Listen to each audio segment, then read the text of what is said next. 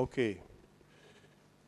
Dans votre audition à l'instruction définitive, vous avez déclaré qu'un officier de l'état-major est un concepteur, Monsieur le Président. Vous avez dit ça. Qu'est-ce que vous voulez dire? Qu'un officier de l'état-major est un concepteur. Qu'est-ce que vous voulez dire? Oui, maître, vous savez, c'est un métier. Je réaffirme, un officier d'état-major, c'est un officier de conception. Pourquoi un officier de conception? C'est juste un exemple pour vous. Le chef d'état-major général des armées n'a pas le temps de faire des travaux d'opération. Donc, les officiers d'opération, les officiers d'état-major, c'est eux qui conçoivent, c'est eux qui font la conception. Quand il s'agit, par exemple, lorsqu'il est question pour une armée d'aller combattre, ce n'est pas le général qui est là, c'est les officiers d'état-major. C'est dans ce sens qu'il faut comprendre, c'est le cerveau du général. Je vois. C'est comme, je prends juste un exemple, c'est comme la cour. Le président du tribunal a ses assesseurs. Ce sont ses techniciens, ses cerveaux en quelque sorte. Le procureur a ses substituts. C'est dans ce sens qu'il faut comprendre. OK. Monsieur Kamara, certes, l'armée est incontrôlée, mais s'agissant de la garde présidentielle, est-ce que la garde présidentielle, dans les conditions normales, est sous votre autorité et que c'est les hommes de confiance qui composent la garde présidentielle? Lorsque la garde présidentielle va au stade pour massacrer, est-ce que on peut dire que la garde est partie là-bas et que vous n'êtes pas informé? Qu'est-ce que vous en dites? Maître, je pense que j'ai suffisamment parlé de ça. Oui. Et je reviens sur les propos de M. Toumba. Lorsqu'il parlait de sa formule, de sa célèbre formule, il parlait de noyaux et des électrons libres. Ce fut le cas. Ton aide de camp, en même temps commandant de régiment qui vient t'empêcher de ne pas aller au stade, pendant que vous êtes au bureau, il quitte dans un esprit comme pour dire qu'il va me chercher, mais c'est une aberration. Il faut d'abord passer voir, est-ce que le président est dans son bureau? Et surtout, il a déclaré ici qu'il avait déjà mis une garde pour dire que le président ne doit pas sortir. Et dans votre métier, c'est ce qu'on appelle la séquestration. Il ne vient pas voir cette garde pour se rassurer si le président est là. Je pense qu'il n'y a pas de débat à ça, maître. Vous êtes des pénalistes et vous en savez mieux que moi. Voilà, Monsieur le Président Moussa Dadis Kamara, ce que je n'ai pas compris, dès que la garde présidentielle est arrivée au stade et les hommes de Kaléa, la police et la gendarmerie ont créé le vide. Or, lorsque vous êtes chargé du maintien d'ordre, quelle que soit la situation, vous devez rester. Est-ce que cela, ce n'était pas une entente? Lorsque la garde présidentielle est là, eux, ils quittent. C'est comme si, en droit, on dit la présence du procureur sur le lieu de l'infraction dessaisisse les officiers de police judiciaire. Pourquoi la police et la gendarmerie ont créé le vide avec l'arrivée de la garde présidentielle concernant le massacre? Est-ce que ce n'était pas une entente? Dès que nous verrons vous quitter, parce que ce qui va se passer, c'est autre chose. Une entente Une entente entre qui et Une entente, c'est-à-dire que ceux qui viennent pour massacrer, quand ils arrivent, ils disent, bon, quittez, hein, sinon, si des choses vous arrivent, vous êtes responsable. Parce qu'ils sont venus pour tirer. Le lieu a été mis en état de siège. L'armée a pris le contrôle et on a tué les gens n'importe comment. Donc, Monsieur le Président, quelle analyse faites-vous de cette situation? D'abord, c'est la désobéissance à tout égard. Lorsque la police, la gendarmerie ont une mission régalienne s'agissant du maintien d'ordre, quel est le rôle d'un militaire, d'un aide de camp, à plus forte raison, un commandant de régiment? Quel est son rôle au stade? Je ne saurais répondre. OK. Monsieur le Président, au moment où vous étiez aux affaires, une lutte avait été engagée contre les narcotrafiquants. Des gens ont été arrêtés au camp là-bas, interrogés. Est-ce que vous pensez que, une fois que les gens sont en infraction, c'est la justice qui doit se saisir immédiatement? L'intéressé est convoqué à la justice, mais on remarquait que la remarque qu'on a faite, on arrête et on interroge. Qu'est-ce que vous dites? Alors que la justice est là. Je n'ai pas de réponse à cette question, maître. Je n'ai pas de réponse. D'accord. Je veux savoir, vous avez dit que l'affaire du 28 septembre a été un complot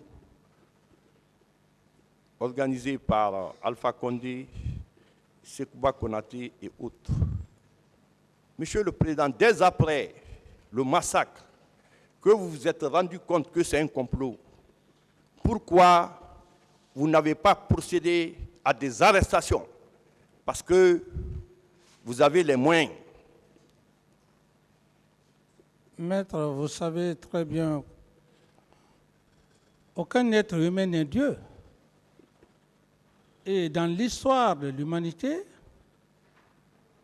ou dans l'histoire militaire, si on pouvait savoir ce qui pouvait arriver, on pouvait prendre des dispositions. Donc, par rapport à votre question, je ne pouvais pas le savoir. C'est comme vous avez vos collègues ici, vous portez confiance à un des avocats. Vous êtes liés, mais vous ne savez pas si un de leurs peut vous trahir. C'est dans ces conditions. Mais vous pouvez, par exemple, ceux qui sont avec vous, prendre des décisions administratives, la suspension. Parce que je me souviens, paix à son âme, Feu Kélétigui Faro, secrétaire général à la présidence à votre époque, avait été suspendu. Ça avait même passé à la radio. Est-ce que vous avez le même pouvoir de suspendre ceux qui sont taxés de trahilleurs, de trahison? Ou bien, Monsieur le Président? Non, maître, j'estime que vous confondez deux choses.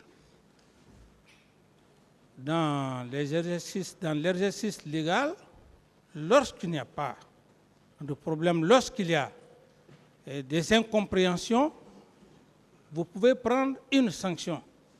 Mais dans le cadre des massacres du 28 septembre, j'ai été très clair. À force de prendre une sanction, comme vous le dites, ou bien de mettre M. Toumba de ses fonctions, on ne serait pas là aujourd'hui devant vous. En plus, ma sanction était subordonnée, était même, si je peux le dire, était inférieur par rapport à la commission nationale qui a été faite, et le ministre de la Justice à l'époque, garde des Sceaux, a saisi le procureur général de la République, si j'ai bonne mémoire. Ensuite, il y avait une commission internationale. Alors, comment voudrez-vous que je puisse prendre une sanction du moment qu'il y a une commission nationale, le procureur, le ministre de la Justice est saisi, une commission internationale, il fallait me subordonner à ces deux institutions, à la fois nationale et internationale. OK.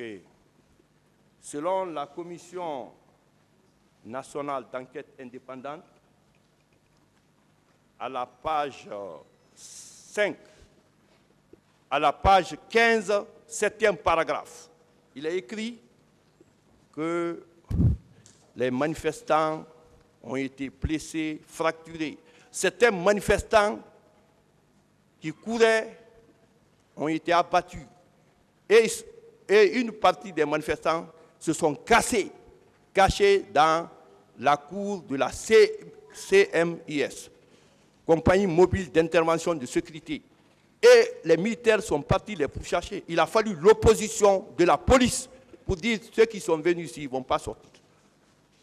Monsieur le Président, quelle analyse faites-vous de cet écrit qui a été fait contradictoirement sur votre présidence, que vous avez vous-même voulu que ça se fasse? Mais ça, c'est indépendamment de ma volonté. J'ai joué un rôle capital. Je ne me suis pas limité à l'international. Cette commission nationale, je n'avais aucune autorité sur cette commission nationale, elle était indépendante. Et dans cette commission, il y avait même des magistrats aussi et une bonne partie de la société civile. Alors, donc, je suis vraiment désolé que vous me rappeliez de cette situation. OK. Monsieur le Président, dans l'une de vos interviews, vous avez dit qu'on vous a posé la question de savoir pourquoi vous n'avez pas procédé à des arrestations. Vous avez dit que vouloir procéder à des arrestations, que ça serait un règlement de compte. Qu'est-ce que vous voulez dire? Oui, règlement de compte, mais la justice est là. La justice, on ne peut pas arrêter des gens sans fondement. C'est pour cette raison d'ailleurs que j'ai donné instruction à l'époque au ministre de la Justice pour des enquêtes, et c'est cette justice qui devrait faire des arrestations. OK. Bon, Monsieur le Président, quand on parle d'arrestation ici, selon nous les professionnels, c'est de permettre à la justice de convoquer les suspects, ceux qui sont accusés du massacre. La justice les convoque. C'est comme, après votre départ, la justice s'est saisie en mettant en place 3 juges qu'on appelle juges pool d'instruction. Les juges de pool d'instruction pour faire la lumière concernant les massacres. Donc, en ce moment-là, Monsieur le Président, si je parle d'arrestation, c'était de les mettre à la disposition de la justice, qu'ils viennent être auditionnés par les officiers de police judiciaire, par le juge d'instruction, la justice. C'est ce qu'on veut dire comme arrestation.